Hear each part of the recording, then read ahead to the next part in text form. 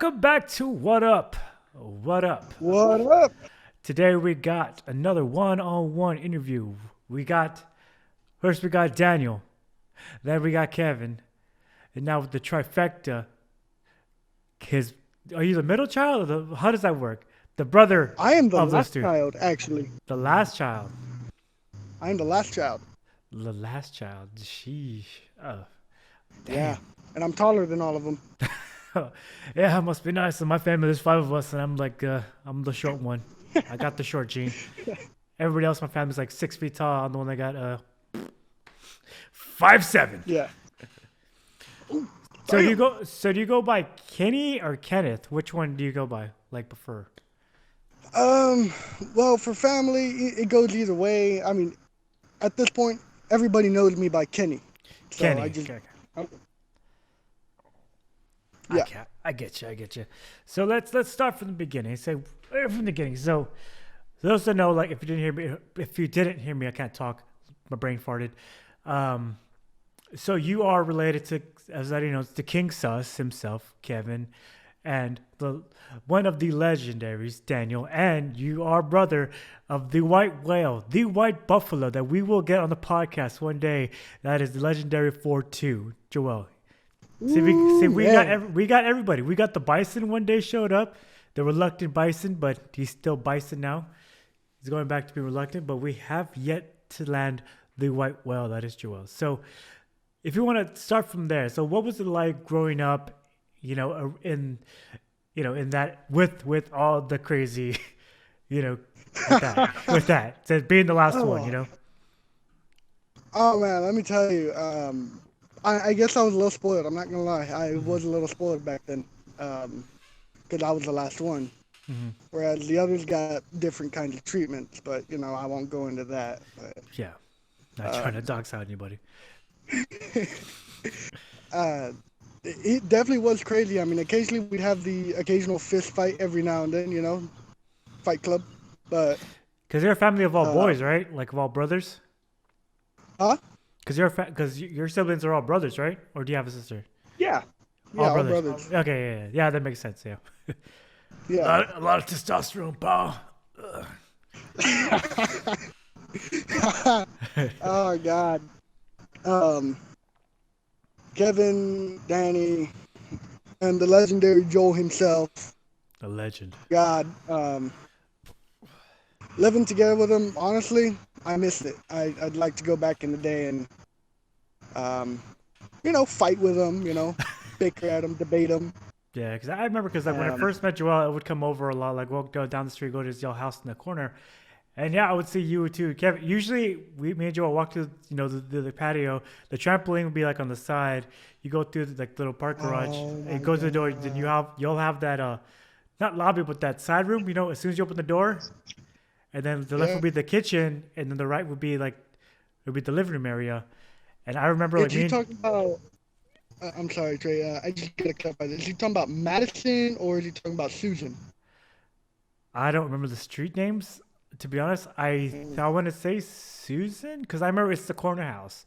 It's I know. Oh yeah, that was Susan. Yeah. You live in the corner, and I remember me and Joel will go through, because his room was like you go through the kitchen, take the right down the hallway. The first room was his, but I remember every time I would go over, or me and Keith would leave, we would always, without a shadow of a doubt, you'd be fighting with Kevin over something. Yeah. See, that's the thing with me and Kevin. Yeah, we fight over the stupidest stuff, but when it comes to getting each other's backs, we got each other's backs no matter what. Because in the end, we always know it's just going to be me and him. Yeah. So you said you guys fought a lot. So growing up in that environment, but you get it. So was it tough or did it help you since you are the last one, like you said, like the baby?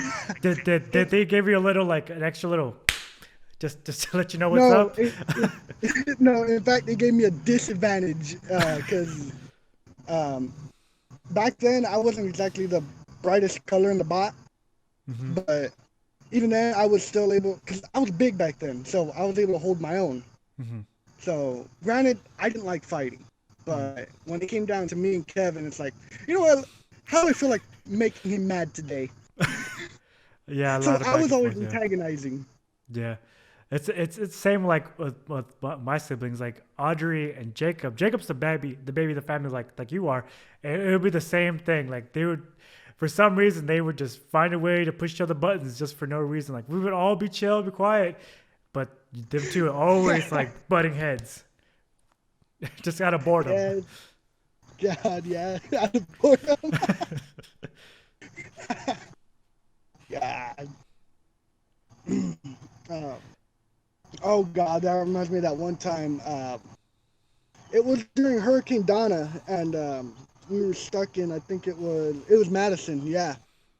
Me and Kevin, we were locked in our rooms because it was pretty much, I think, the aftermath of Dolly. I think it was that hit Sam Harlingen long about what 10 years ago, right? I think was I there? Yeah, I was there. Yeah, I think so. Because anytime, for those that don't know where we live, the Rio Grande Valley, for whatever reason, when I was a kid and before even Kevin was born, for some reason they've never ever fixed the flooding issue. If it even gets a little spot of rain for 20 minutes, the entire street's flooded for no reason. God, yeah. And so if you can picture that and see that, imagine a hurricane coming through. Almost our own block was underwater, right? Pretty much. Oh yeah, the entire street was. You could basically swim in it. Yeah. Basically, Yeah. you could basically swim, and uh, we were having fish that night. God, and back then I was not a fan of fish. I hated the smell. I hated the taste. So I would turn it down. Mm-hmm. So then this is Kevin. If you're watching this, this is the only time you were ever this nice to me. He went into Dad's room. He went and grabbed an MRE and brought it to me and cooked it for me. Damn. And then gave me a glass of milk. I was Damn. like, damn, you're being a brother for one. Shout out, dude. MREs. I think I Shout had. out. My dad would always bring MREs. I think the only MRE I ever like really had was like the spaghetti one, and I think I tried. Oh my God. I think I tried the pizza one, but I wasn't a too fan of that.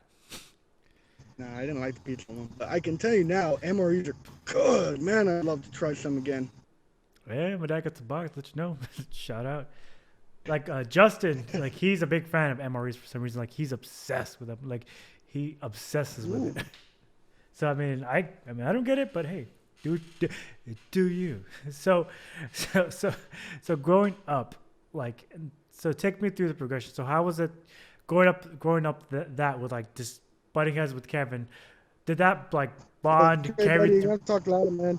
Oh, I'm sorry.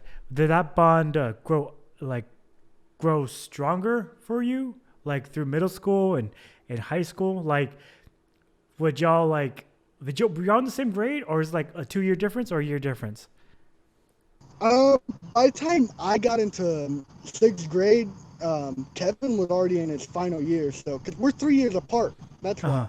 Okay. So it was understandable that he was about to be a freshman while I was about to be a sixth grader. Okay. But bond-wise, I think it wasn't until after Fast and the like, Furious. sophomore, junior year. Sophomore, junior year is when I really started to actually see things from my brother Kevin's point of view. And I guess that's how I bonded with him, is I actually started seeing from his point of view. Mm-hmm.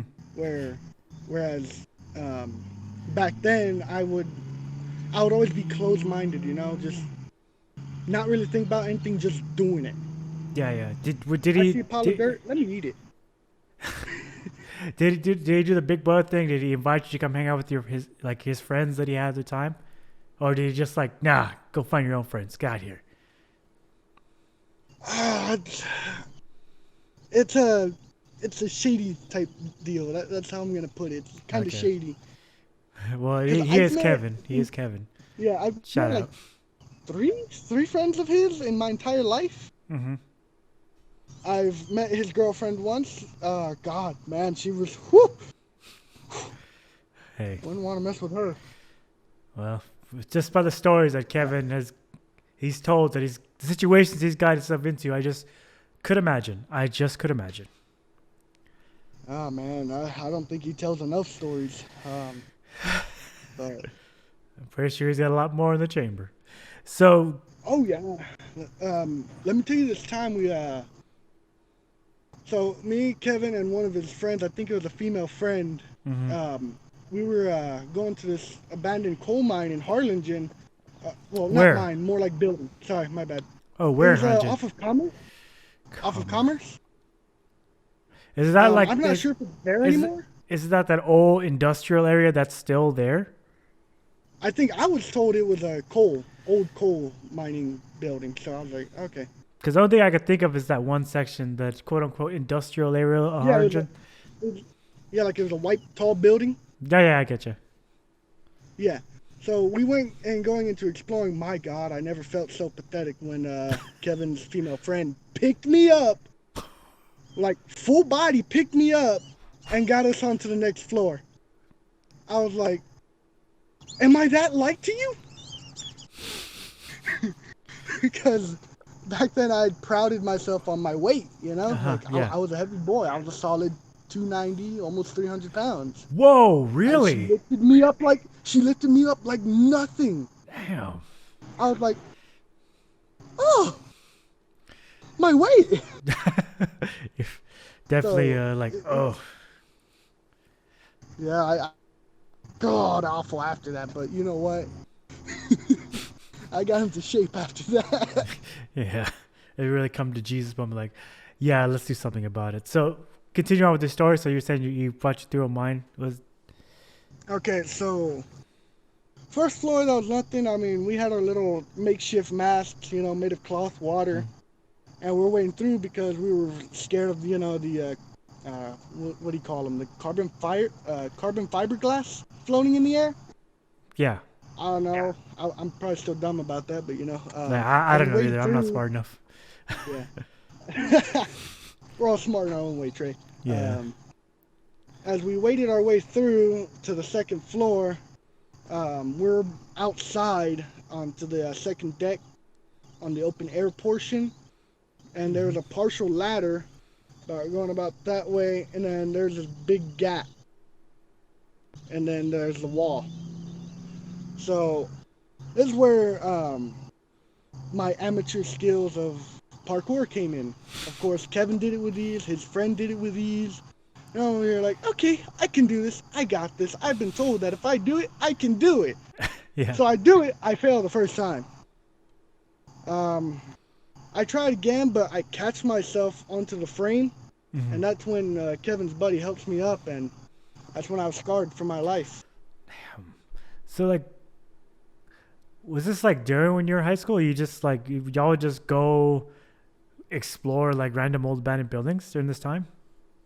We used to do that back when I was still in middle school, actually.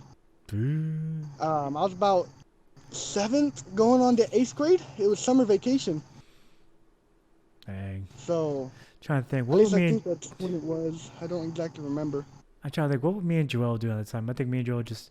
I think around this time, I think me and Joel would go to like Keith's house, play some foosball, or Dennis's house, play some Super Smash Bros. Around this time. Fun stuff. But I don't think we've ever like done anything like that of like explored and stuff. Yeah. So okay, from that, I mean, you had mentioned, like in the previous Waddup that you've moved like 4 times. You want to like take us through step by step each move and what brought you to each certain place? You're gonna laugh your butt off with this one. Alrighty. So the first time I had moved was due to, a stupid reason was because, my ex broke up with me. I had I'm not gonna name her. Let's just call her Julie. I had don't given know their Julie names. Okay. Yeah, I'd given Julie my engagement ring that I've been saving for the one. Oh wow! So how long have you been like not to We get were not, dating for about a year and 6 months.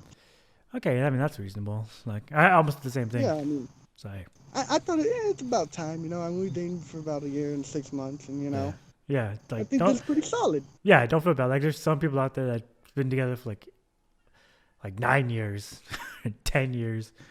It's like, come on, guy. Like, just pop the question. Like, come on, get it with. Yeah, exactly. Okay, So, continue. Okay, so this was back in San Marcos. I had given her my engagement ring, and she rejected me actually, and I was like, I was a little hurt at first, but then when she told me about her situation and all that, I was like, okay, I understand now. Now I understand. Mm-hmm. And evidently, I met her father the week after that. After she had rejected me, Mm-hmm. and her father was, how do I put it? I guess he doesn't deserve the title father, is what I'm saying. Yeah, I'm picking up what you're laying down. Yeah. So I blew my top on that one. I really did. Because, you know, abuse is something you take seriously. And Oh yeah, absolutely. I did damn near call the cops until she stopped me. And she just told me to go. Yeah. So Damn. I was a little heartbroken there, but you know what? I didn't let that stop me. Yeah. So that was around the time when I was still green in the ways of life. I was still naive. Yeah. I probably still am now, but Hey, when it comes to that, I'm still green in some areas. Like, don't look at yourself. Like, we're all rookies in some aspects of life. You know, there's like no one that's like the perfect guy, or like not perfect guy, but like an expert in everything. You know what I'm saying? Yeah. So from San Marcos, I went on to Colorado City. Where's that at? Like, that's in Colorado, obviously, right? No, that's in Texas. That's up Really? in the Panhandle. Yeah. Okay, so San Marcos is here. It's like a little south of Austin. What? Okay, so you moved there because of a girl, right? What you just said. Okay, so what brought you all the way out to the Panhandle? Like, what was out there? It was a job offer I had for Texas Department of Criminal Justice. Actually, I was a prison guard. Oh yeah. I actually have my old ID from that place, actually. If you don't mind me showing. If it's not, I don't want to like. If it's have anything personal information, don't want to show any personal information out there, because you might dox yourself. You know. I forgot my wallet. Well, you are home, right? Actually, rewind. Okay. But the point is, I went up to TDCJ. I did about close to damn near almost a year, actually. Is that about like? For those that don't know, is that story? Because that story got cut because you know Kevin and Kenny, they were fighting because unbeknownst to me, like I know these two already. I know them pretty well, so I know when they're fighting. I know when it's like, you know, it sounds real. It sounds like intense, but they're just like pulling the punches. But they're pulling punches sounds like actual punches if you don't know them. So you were telling a story how Kevin brings himself into situations while you try to avoid situations, but they find you one way or another. God, yeah. I mean, I don't know if it's just wrong place, wrong time, or, but I mean, it's just with life. I mean, I have a tendency to just get into the situation, and I'm stuck with a mess. I clean up one mess by making another. Is how I do it. In life. I get you. You get what I'm getting? Yeah, I think so. It's like, okay, it's kind of like plugging up holes. Like you plug this hole up, only creates another geyser to right up to make another hole. You know what I'm saying? Like that's what you mean? Pretty much, yeah. Yeah. So now I'm sorry. What? No, go ahead. Now back in TDCJ, I will admit I did find myself in a situation where I purposely activated only for the sole reason is to show the new recruits how to handle that situation. Okay, so that's yeah. I was gonna say let's frame it that way. I don't want you to like self-incriminate yourself through talking. No, God, It was for a training purpose. It was for, hey, as It was for training purpose. as his lawyer, it was for a training purpose. So don't at him. Thank you. I know. I mean, but So my client allegedly did it for training. Allegedly. Okay. So now you're protected. Go ahead. Yeah. Situational awareness is important to me because I'm pretty sure Kevin has mentioned this before in any podcast where he's always aware. That's not always true because I'm aware 24/7. I am. It's just every now and then I'll let down my guard. And situational awareness is important to me because of what my job was. I mean, there's a lot of people that want to kill me. Yeah, because like you said, I don't let it get me down. I'm out here. I'm enjoying life because, you know, you gotta have to. It could having situation awareness. It kind of makes you just basically like you're in the present moment at any given time. You're always there. You're not thinking about the next hour or 2 hours. You're thinking about right now. You're thinking about that very moment. Yeah,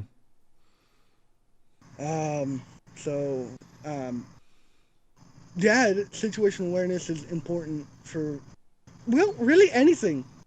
You're washing dishes, you see a plate drop, you reach and grab it. That's situational awareness. That's what it is if I had to explain it. But that, I mean, you can't. Go ahead. No, I'll say you had mentioned that Kevin doesn't have that. Now, Kevin is gonna hear this, and do you want to explain, or should we just save it so when you guys are both on camera, so you can have another? No, God, no.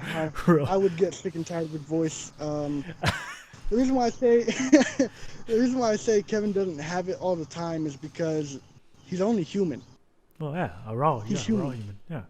He's gonna bring it down eventually, whether he's asleep or whether he's thinking of his ex, the 12, 15 exes that he has. It's like that movie Scott Pilgrim versus the World. Exactly. So, not to cut you off, but so would you say from that job that you had in the Panhandle, that's where you got the ability to have that basically that on switch of having situational awareness? Did that benefit you moving forward, like when you moved on from that job, or do you still definitely? Oh, very definitely. My God, there were like my current job right now, where I'm just lifting boxes and making sure everything is safe. Situational awareness actually transferred over to that job actually, because I'm having to constantly keep my field of vision nice and wide, where if I see any forklifts coming, I'll be able to get out of the way quick enough. Yeah. Granted, some property might get damaged, but hey, that's the forklift's fault for not stopping. Yeah, exactly. But no, you got to keep your ears on, you got to keep your eyes on, and you just got to be ready to react whenever. So at my current job, it really keeps me on my toes, and I love that. I love it. Yeah, it's the excitement, of just like being present. So from the Panhandle, where did you go from there? What was the next move? From the Panhandle, I went down to Temple. Now, Temple was a very short-lived type of move, but how so? I had to say, what's up? How so? Huh? No, I said, how so? How was it such a short-lived thing? It was short-lived because there were some complications with. This had after I quit my TDC job. Okay. And I had gone down to Temple. Okay. Temple was more like a rest stop point for me because it's pretty much a 10-hour trip from North Texas all the way down to south. 10, 15 hours. So 1 second, you drove? I drove. I drove from the Panhandle to Central Texas. Whoa, dude! I thought you like flew. That's crazy, bro. Damn. Not really. I mean, flying. I mean, Temple is like where? That's above Dallas, right? If I'm putting it on the map correctly, or no? It's a little above Austin. No, a little below Austin and above San Antonio. Above Austin. So it's like right smack in center. Okay, so it's basically super north of Austin, to the right of Houston. Left. If you're looking on go. a map, it's gonna be left. Okay, so all the way to the Panhandle. Right. Yeah, so all the way to the Panhandle. Bam to Temple, short-lived. Okay. Yeah, it was short-lived because how do I put it? It was like a rest stop for me for driving down there. I'd stayed down there for maybe a good month and a half. Okay. And then I did various activities, like, I mean, I know I was stupid and I got in contact with my ex in Temple. Yeah, that was a stupid move. Hey, man, we're all guilty of it. I mean, like, hey, we're like, yeah. I like full transparency. Every time I go down the valley, that temptation is there to be like, hey, what's going on? So we're all guilty of it, man. Don't feel ashamed. Yeah, that's the thing I'd like to comment on is, like, in the valley, I don't want to talk bad, but at the same time, I don't want to put it up on a pedestal. The valley is, go ahead. Yeah, the valley is. Hold on, it's coming. It's not for the faint of heart. It's not for the faint of heart, and you really do gotta work your butt off, and you gotta know your stuff. And if you're gonna be in the valley. Yeah, because the valley is the valley. I mean, it's Puro 956, cuz it's like everybody knows everybody. It's really family. It's its own, basically its own little bubble. Like if you have an ex, you're gonna see your ex 10 out of 10 times. You may have a new girlfriend at the restaurant. Like Dick might have said it, like I told a story where he has a new girlfriend and he took his girlfriend to a restaurant. The waiter was his ex. I mean, that's the valley. Oh, no. That's the valley in a nutshell. You don't plan for it. Things like that just happen, because how small it is. Yeah. No, but from Temple, I went down to the valley and, I haven't moved since. And lately, I've been debating whether I should move again because there's a job offer for me over in Utah, actually. That's a big jump. You don't have to give like the job like description. I don't want to dox yourself, but would you take it? I mean, because last Waddup, you explain to us, the group, like how what's keeping you there in the valley is your current your girlfriend because she makes you happy and stuff like that. Yeah, and I will not lie. It is my goal, but I mean, I had to sit down with my girlfriend. I had to sit down with her mother as well, and I explained everything, and they're like, well, if you got to go, then go. Mm-hmm. We're not going to hold you back. Mm-hmm. And that honestly, that lifted a lot off of my shoulder. Like, for a long time, for quite a while, I felt like I have to stay here. I have to do this. I have to do that. Mm-hmm. And it didn't occur to me that you just got to sit down and talk. Yeah, it's going to take a while because, I go about roundabout ways, but, I mean, I'll get to the point eventually. Yeah. Well, and I mean, just having that talk, having to sit down and talk with them and have a discussion with them, it just speaks to your character because I'm pretty sure you can attest to this. Most people in the valley just, oh, new job, I'm picking it. Okay, bye. Just drop that thing on them and just, that kind of thing.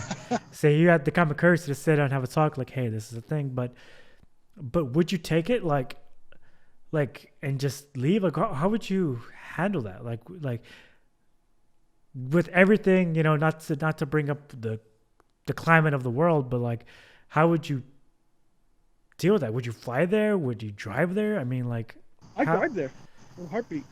Whoa, dude! Like all the way. I mean, no, I'd drive all the way to Utah if I had to. I'd go through New Mexico, Arizona, right to Utah.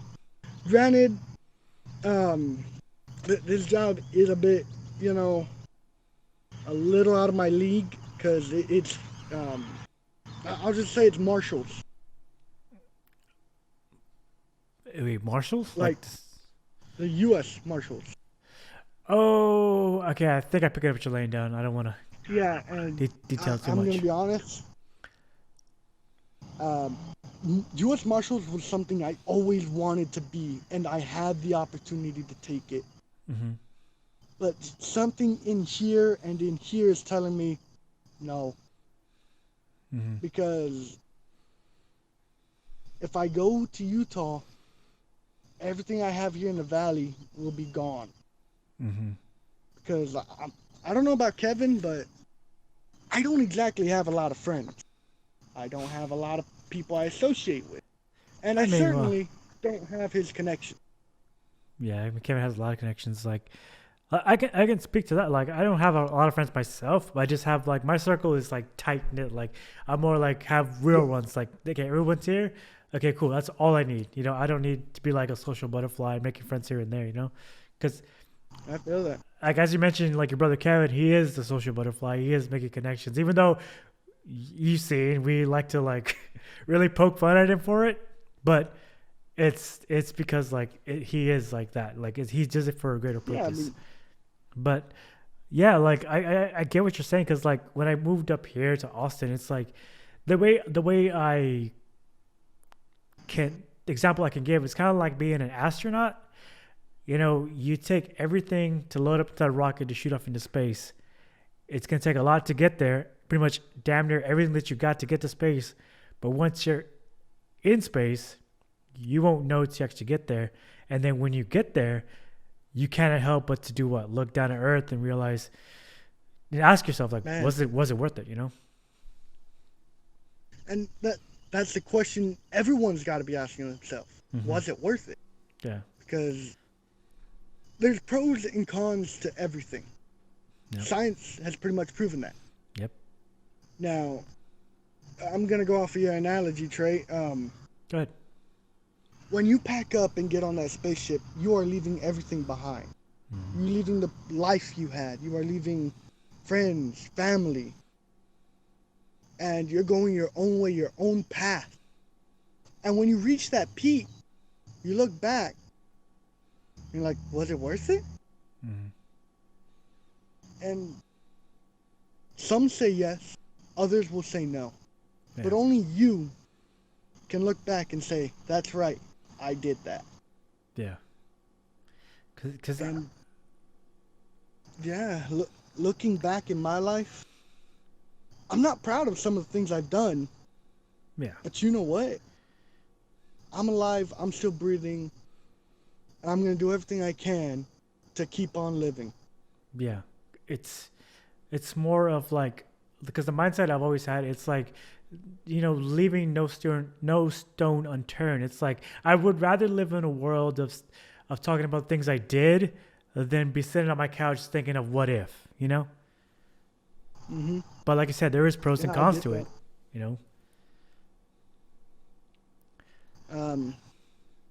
I gotta say, Trey, I can relate. I can totally relate to that when you're just sitting on your couch and just thinking, what if this happened?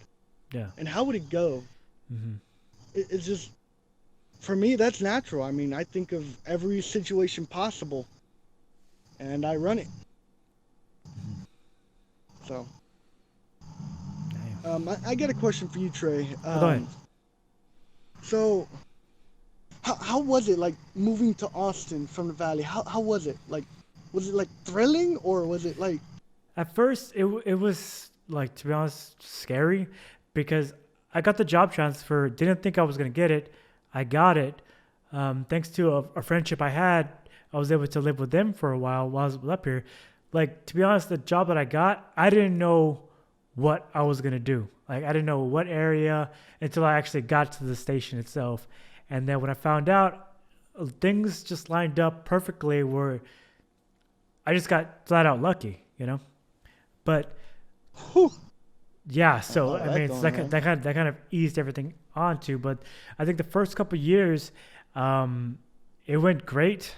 But that fear of wanting to be out on my own up here, I gave into that fear and stayed with the people that opened their doors for me, basically. And naturally, you're gonna outweigh your welcome real quick, you know. And that kind of relationship with them kind of ended sour. It wasn't their fault by any means. It was my fault because, you know, eventually here you got to leave and grow up on your own. You know what I'm saying? You got to basically be an adult. And it's, I mean, it's tough. I mean, like, you got to get used to, like, it's not just one, like, it's not like Harlingen. It's like a small town. It's a big old city. You got to learn, okay, go here, go here. Don't go over here at night because you might get shot and stabbed, or avoid the homeless over here. You know, it's like real it's like real things, you know. And then like, you learn what not to do. So when my sister moved up here, I was able to push her in the right direction for her to have success up here. And sure, I went through some trials and errors, but through the troubles that I went through up here, I was able to show her, okay, don't do this, and you'll be set. And now, fast forward to where we are right now, she's off with her boyfriend on her own, living their own life. And that's, hey, you know, that's what it's about. Hey, that's good to hear, man. Hey, helping people out, that's the whole reason why I got into law enforcement, was to help people, Yeah. save people, put the bad guys away, you know? Yeah.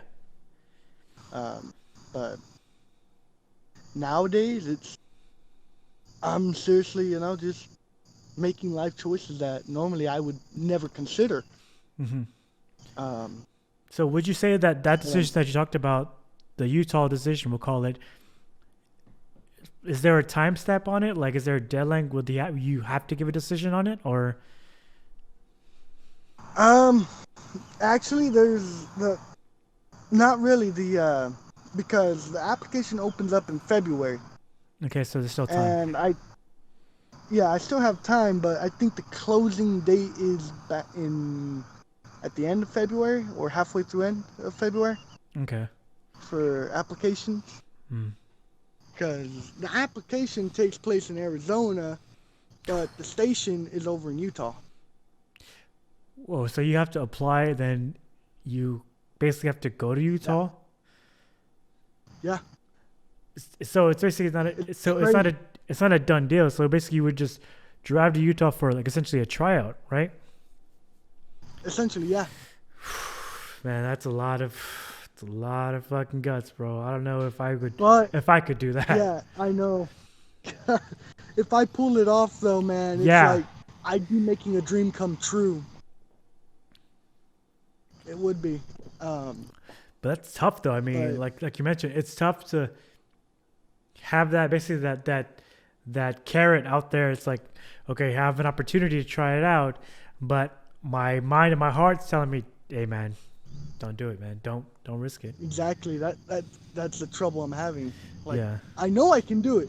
Physically, I can do it. It's just mentally, and right here, it's telling me don't do it. Mm-hmm. You're gonna have a lot of heartbreak, and I'm like, I know, but at least the pay's better than what I'm getting paid here. Yeah.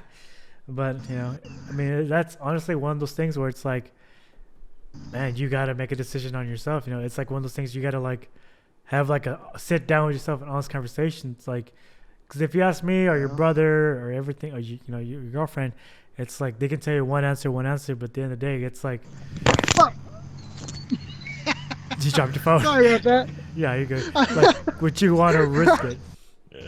You know? Yeah.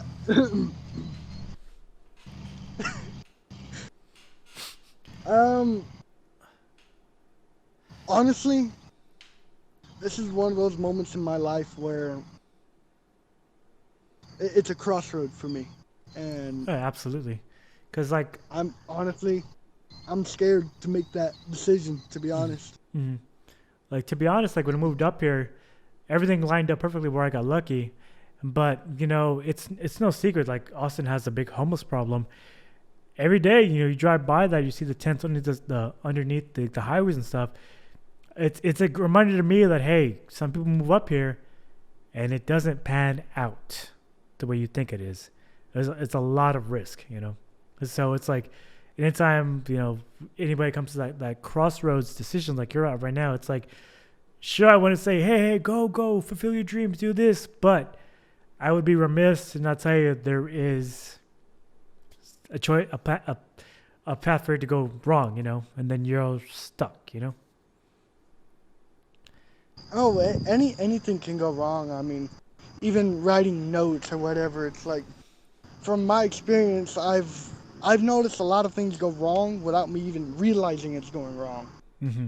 And by the time I notice it, it's how do I put it? It's like the Chicago fire.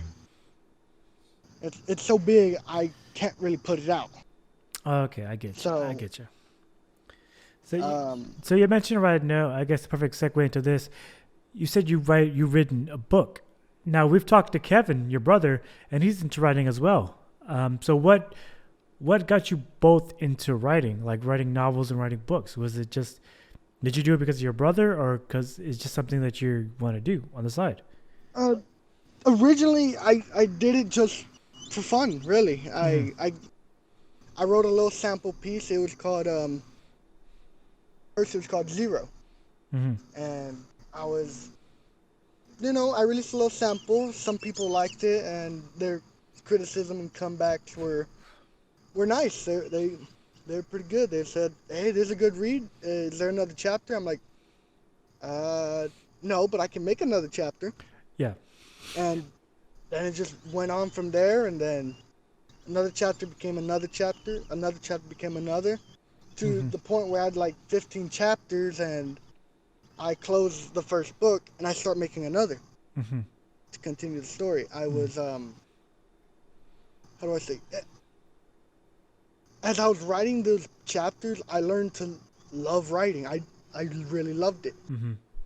Now, And it, when you write, do you use a lot of symbolism? Because Kevin like basically just gave us a full 101 lesson about writing, and the way he describes it's like he uses words to not only set the picture but the tone and just by little subtle differences. Like when you got into writing, did he give you like tips like, hey, why don't you try doing this like this, or did he just do the Kevin thing, be like, whatever? I think there was only one time he actually gave me an assist, Mm-hmm. and that was only on the first chapter. Okay. No, I'm sorry, my bad. Halfway of the first chapter. Oh, at least it helped you out. And yeah, and I was on my own after that. So, I mean, you can see how much I've improved as I've kept asking for advice from like the others in the Nine Ducks server. I kept asking like, "Hey, what's this? And how do you pronounce this? Or Yeah. what's similar to this?"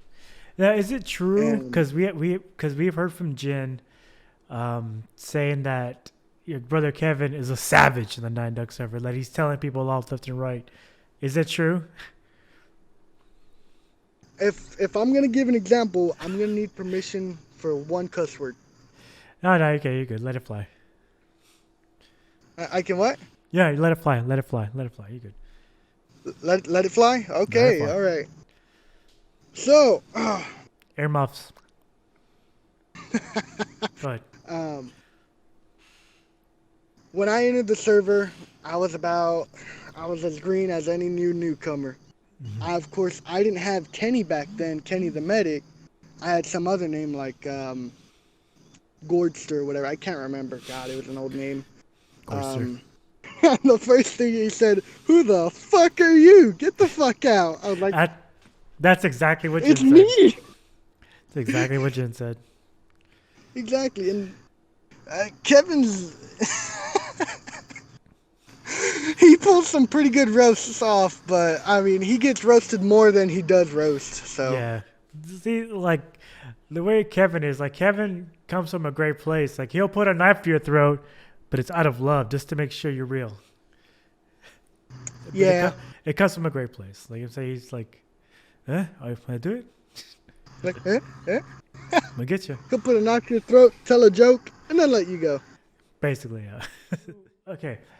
Being the baby of the family of your siblings, did you learn a lot of what not to do and yes to do, or was it just basically just like you're on your own, pal, like from them?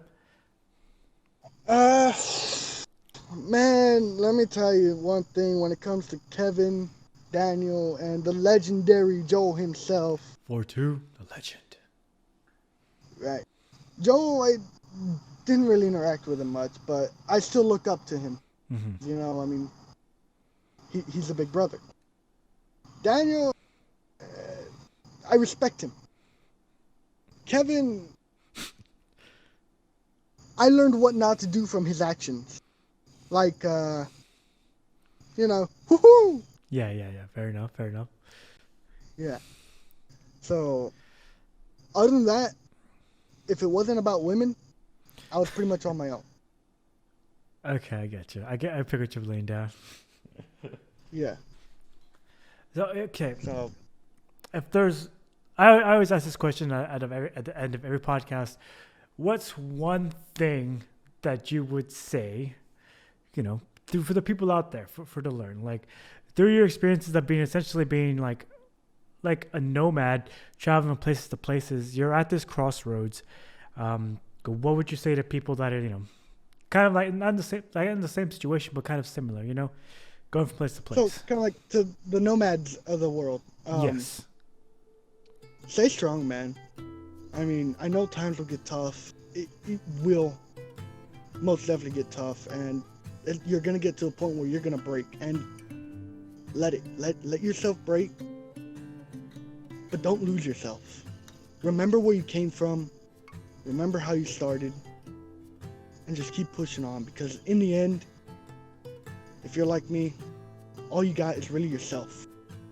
You may have a few friends in high places, but that's not going to stop you from doing what you need to do.